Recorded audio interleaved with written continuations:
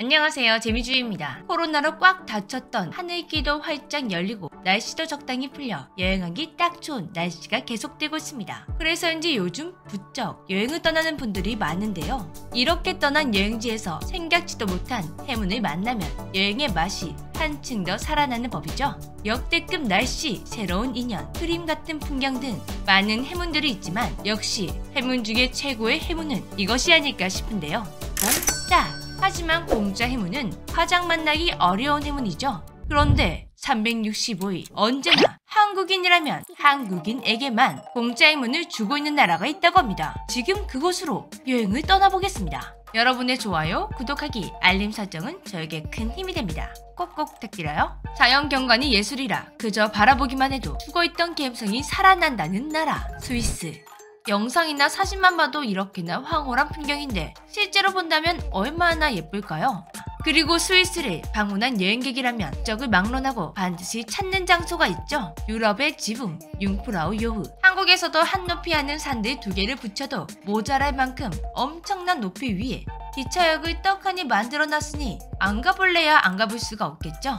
융프라우 요흐 기차역으로 향하는 산악열차에 몸을 싣고 열차 밖에 펼쳐지는 풍경을 바라보고 있으면 자동으로 감탄사가 터져나온다고 합니다. 기차역에 도착하면 영원히 녹지 않는다는 만년설과 알프스 3대 명봉 융프라우봉이 펼쳐지는데요. 이런 멋진 풍경을 즐기면서 융프라우 요흐역에 도착한 세계 관광객들은 마치 약속이라도 한 듯 똑같이 거쳐가는 관광 코스가 있습니다. 바로 만년설을 바라보며 신라면 먹기. 얼마나 많은 관광객들이 이 코스를 거쳐가는지 연간 10만 개의 신라면이 이곳에서 팔리고 있는데요. 만년설을 바라보며 먹는 라면의 맛. 와...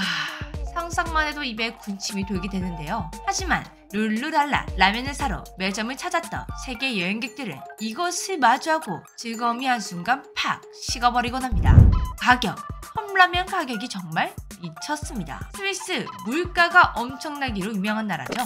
원래 물가가 센 나라, 유명한 관광지까지 더해지자 융프라우 요흐역 편의점에서 파는 신라면의 가격은 약 11,000원. 라면만 한다면 2.1유로이지만 융프라우 요흐역 편의점은 젓가락과 뜨거운 물도 모두 다 유료입니다. 그렇다 보니 만년설을 바라보며 인생 라면 샷을 찍으려면 신라면, 젓가락, 뜨거운 물 이 모든 것을 구입해야 하다 보니 합하면 7.9유로.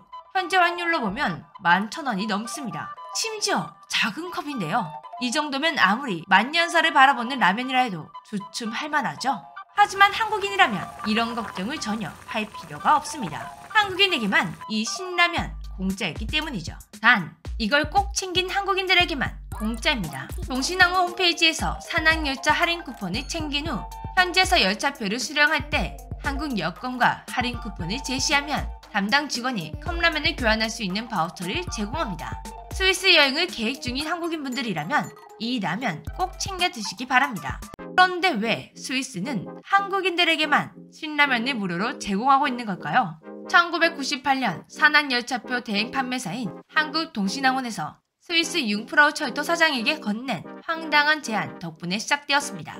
한국인에게만 컵라면을 무료로 제공해달라는 것이었는데요. 우리가 너희에게 이걸 제공할 테니 너희는 이걸 해줘 라는 식의 등가 교환 방식의 제안이 아니라 그냥 한국인에게만 라면을 무료로 줘!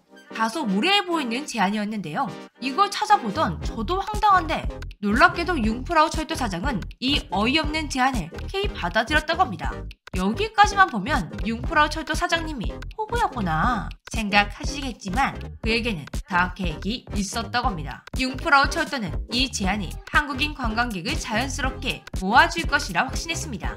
당시 융프라우 사장이었던 캐슬러스는 인도인 관광객을 유치하기 위해 전망대에 인도 음식점을 만들었었는데요. 이 파격적인 마케팅 결과 1990년대 겨우 6천여 명에 불과했던 인도 관광객이 2000년대 중반 10만 명을 훌쩍 넘기게 되었습니다. 이와 비슷한 전략을 다시 한번 꺼내든 것이죠.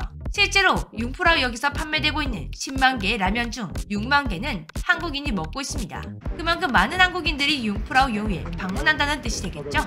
하지만 한국인들에게만 무료로 제공되다 보니 당연히 다른 나라 여행객들에게서 불만이 터져나올 수밖에 없습니다. 그래서 매년 철도회사에서는 라면 회의를 열어 이 서비스를 지속할지 논의하고 있다고 하는데요. 언젠가는 형평성 때문에 사라지지 않을까 생각됩니다. 무료 신라면 혜택이 끝나기 전에 꼭 융프라요에 방문해보고 싶네요. 그런데 하나 주의할 점, 라면만 무료이기 때문에 젓가락이나 물은 한국인도 구매해야 합니다. 그런데 나무젓가락 하나 챙기기, 끓는 보온병이 챙겨가기 이런 건 너무 쉽죠? 미리미리 준비해 간다면 진짜 공짜 라면을 즐길 수가 있습니다. 그리고 한국인만 무료인 나라는 아니지만 한국인이라서 정말 편하게 여행이 가능한 나라가 있다고 합니다. 바로 몽골인데요. 몽골에서는 한국어만 해도 여행이 가능하다고 합니다. 이게 무슨 말도 안 되는 소리인가 싶겠지만 한국인 여행 유튜버들의 영상을 보면 단번에 이해할 수가 있습니다. 이 유튜버분은 제목부터가 한국어만으로 여행이 가능한 나라 몽골입니다. 여행 도중 버스가 멈추자 한국인 유튜버를 포함한 모든 승객이 내려서 대기를 하게 되었는데요. 그러던 중 이 한국인 유튜버에게 어디서 왔냐고 물어보는 몽골분들, 한국에서 왔다고 하자 갑자기 어디론가 데려갑니다. 도착한 곳에서 몽골의 전통 음료 아이라그 대접받게 되는데요. 아이라그 마시고 있는 한국인 유튜버를 보고 한 몽골분이 이렇게 말합니다. 그거 한국의 막걸리 맛이랑 비슷하지? 막걸리를 알고 계시네요? 그리고 여행 중 한국어 능력자 몽골분도 만나 그분이 유튜버의 말을 한국말로 통역해 택시를 타는 방법도 알려주고 택시 기사님도 유튜버 분이 한국인인 걸 알자 너무 자연스럽게 한국어로 대화를 이어나갑니다. 도착한 숙소에서도 사장님이 한국말로 밥 뭐 먹고 싶어라고 물어보는데요. 여기 뭐지? 이 유튜버분 말고도 다른 여행 유튜버의 영상에서도 우연히 들어간 몽골 가게에서 한국어 능력자들이 마구마구 튀어나옵니다. 이 영상에서 더 놀랐던 건 몽골 길거리에 한국 가게들이 쭉 이어져 있어 마치 한국의 길거리를 걷는 것 같아 보이는 모습이었는데요. 이 정도로 한국 친화적인 나라라면 외국어를 전혀 못하는 저도 몽골 여행 꼭 도전해보고 싶네요. 코로나가 뺏어갔던 우리의 즐거움, 여행이 진짜 돌아온 것 같은 요즘입니다. 그런데 좀 심하게 돌아온 것 같죠?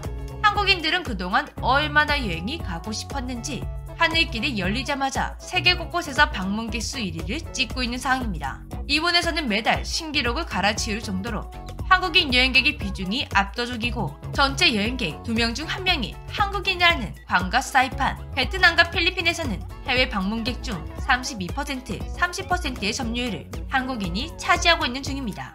지금 일어나고 있는 이런 현상 살짝 과하지 않나 싶지만 덕분에 세계 각국에서 한국인 여행객은 적극적이고 트렌드에 민감한 아시아 마켓 중 성장 가능성이 가장 높은 시장으로 평가받게 되었다고 하는데요. 아마 한국인들의 여행 한풀이는 한동안 계속될 것 같습니다. 저도 해외여행까지는 힘들겠지만 조만간 국내 여행을 다녀오려고 하는데요. 그리고 꼭 시간을 내서 스위스의 공짜 신라면, 한국어만 믿고 떠나는 몽골 여행 컨텐츠 도전해보고 싶네요.